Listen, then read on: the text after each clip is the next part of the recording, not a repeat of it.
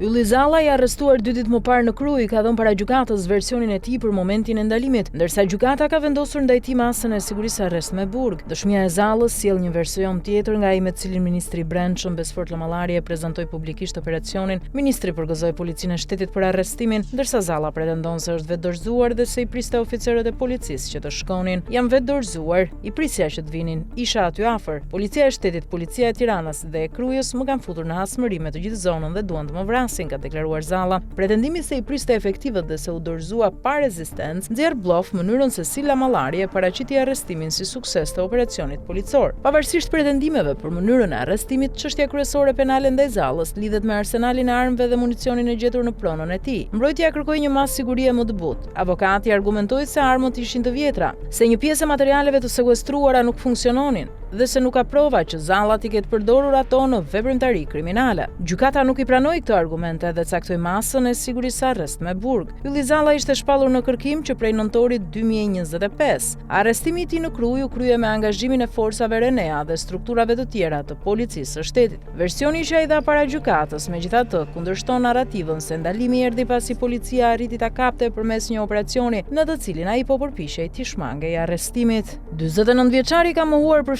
në atentatin e rinasit ku u vran Gilman Dodani e Muçi Shaliani, ngjarje për të cilën ishte i dyshuar në fillim, duke thënë se është përgojuar kot. Ekspertiza e kryer më vonë nuk tregoi lidhje të Zallës me atentatin. Gjithashtu Zalla ka pretenduar se armët e gjetura në banesën e tij nuk i përkasin atij. Zalla u kap të hënën i fshehur në një ndërtesë rreth 500 metra larg shtëpisë së tij, armatosur me një Kalashnikov dhe 3 kryer me fishek. Para arrestimit të shtunën në banesën e tij shpërtheu një sasi tritoli, që shkaktoi vetëm dëm me materiale, pasi askush nuk ishte në shtëpi, por policia ka dyshuar se personi që mund ta ketë vendosur atë të jetë vetë Zalla, edhe pse ky i fundit mohoi të kishte gisht. Vetëm një ditë përpara se të përfundonte në pranga, ai publikoi në rrjetet sociale një video ku akuzonte policinë dhe bandat se donin ta vrisnin. Policia tentoi disa herë të arrestonte Ylli Zallën dhe arriti ta vërë në pranga vetëm më 17 gusht me angazhimin e efektivëve nga Tirana e Kruja dhe forcave speciale Renea.